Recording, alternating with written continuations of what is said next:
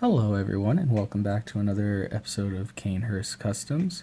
In this episode, I'm not showing off a particular figure, but more of a topic, and this topic is repaint, or redeco.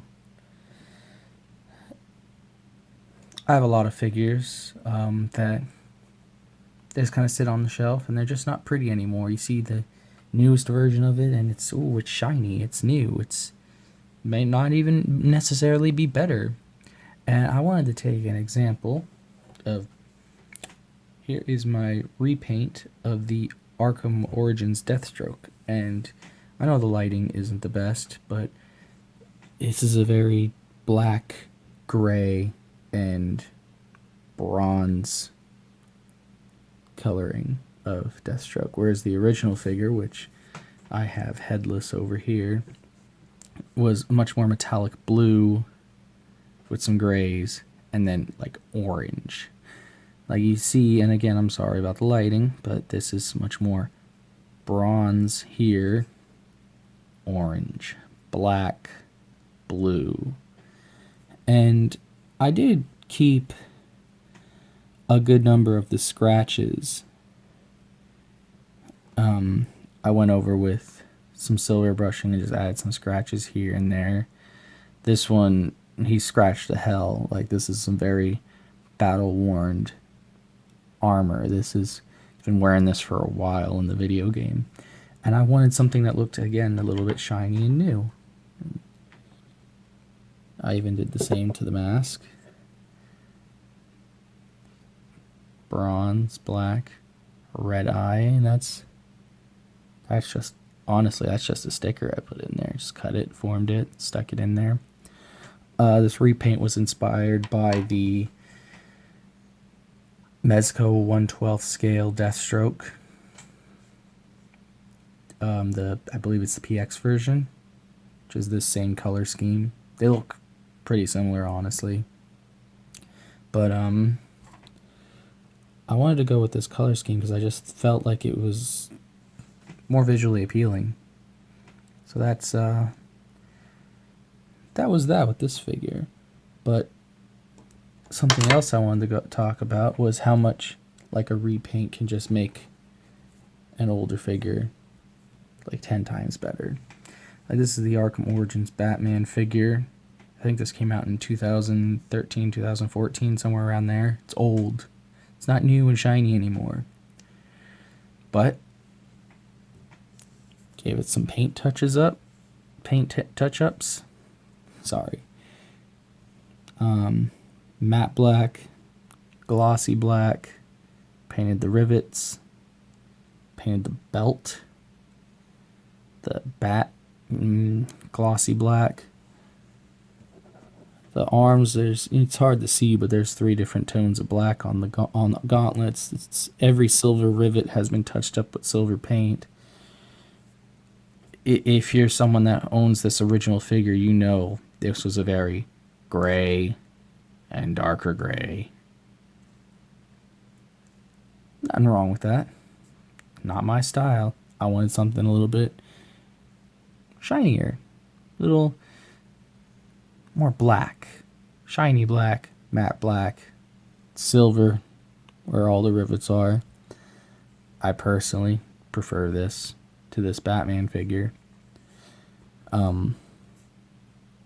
I think there is a repaint of this figure that came in a 4-pack for the 75th anniversary, but I haven't gotten a good look at it. From what I can tell, it's a repaint that looks almost like the Batman the Animated Series Batman, which was very gray, yellow, kind of blue black. But repaints can really bring an old figure back to life. This is the New 52 Nightwing, painted blue instead of the red. And if you look real hard, you can see there's blue in the gauntlets here, there's blue on the knuckles, there's blue on the boots. The camera's not really picking it up because it's ever so subtle. The knee pads have some blue on there. Focus. knee pads have some blue on there, and of course the chest is blue. Because and there's some blue on the mask too. It's hard to see in the camera. But the new 52 version of Nightwing, the costume's red. The arms, the chest are like bright red. And there's nothing wrong with that. That was a design choice, but burned in my mind, Nightwing is blue. And it was kind of the thing that made me on the fence to buy this figure all those years ago. Was it's red instead of blue, and I know that's comic accurate for that time, but again, maybe I'm just stuck in my old ways. But Nightwing's blue, and well, a little bit of blue paint, I made a figure that I liked into a figure I love.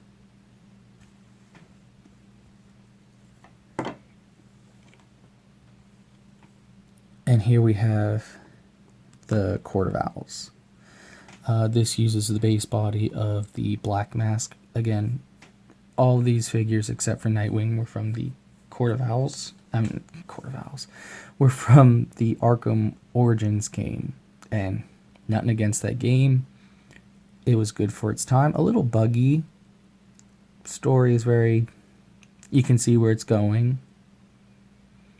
Very no frills compared to the other Batman games before it. But I don't know. This figure, I hated this figure. This figure was with Black Mask, and I hated this figure. I hated this figure.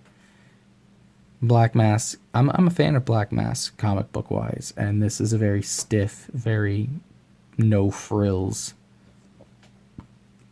The articulation on this figure is terrible. Honestly, the legs go forward, they don't really go back. The arms go forward, but when they go forward, they jut out. So it's straight down, and then it's like, ooh, look how... It's like, yeah, a single elbow that never wants to bend, and it bends that much. Not even 90. What the hell? No out, just this disco... You know, this disco dancing type arm. Like, I can't do anything with this. I hate it. I've always hated this figure. And Black Mask deserves better than that, in my opinion. But I popped the head off, put the Black Mask on a different body, took the head from that body, put that on there, painted it up, and then stuck this mask on here that comes with the Talon from the new 52 line, the Greg Capullo line. I put some black electrical tape behind the mask to keep those like really eerie eyes, because the eyes aren't, there's no eyes in the mask. So you get the shininess of the eyes. The camera's picking that up a little bit. Yeah, right there. Shininess. Creepy black eyes of the Court of Owls. Love it. I love this figure. Painted the white suit brown, got a little bit of the brown here. So this isn't like a pure white, this is more like a creme now. Put some stripes on the tie. Took a figure I hate and made into a figure that, because what is a Court of Owls figure? What a Court of Owls person gonna do? He's gonna stand there, he's gonna be like, go get Batman, or whatever the hell they sound like. Bunch of rich people in stupid masks being shady. They don't need to be action. They don't need to be holding a shotgun or a machine gun, trying to torture or gun down somebody. The Court of Owls are very stoic, I'm going to stand there and be creepy. So now this figure that I originally hated, is now a figure I thoroughly enjoy, because he doesn't have to be action oriented. He doesn't have to move. He can just stand there, look menacing, be creepy, paint, swap ahead.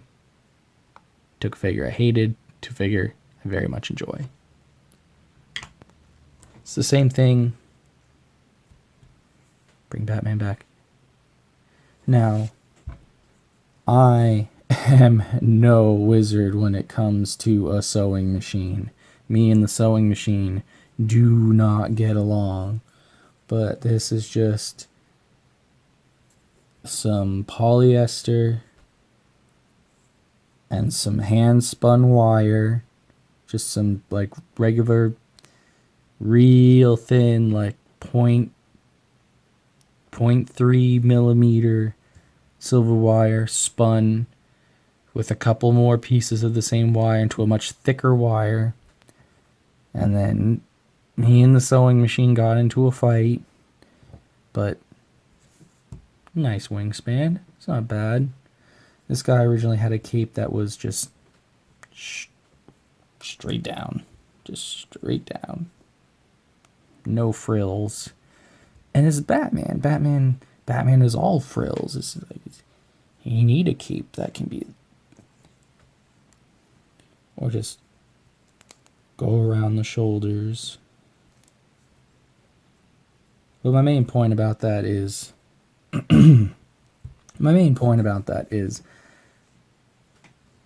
I am not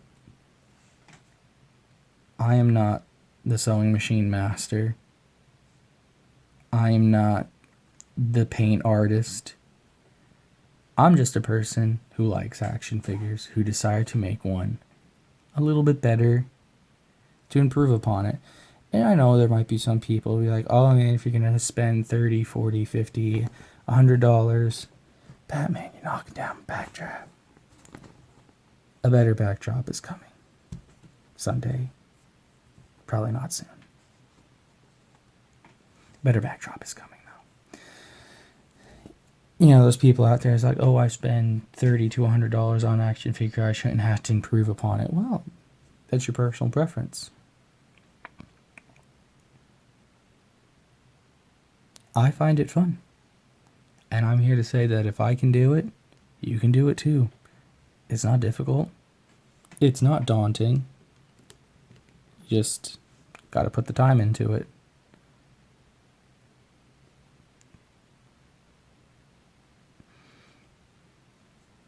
And I think that's enough rambling for today. I just wanted to talk about sprucing up an old figure with just a little bit of paint.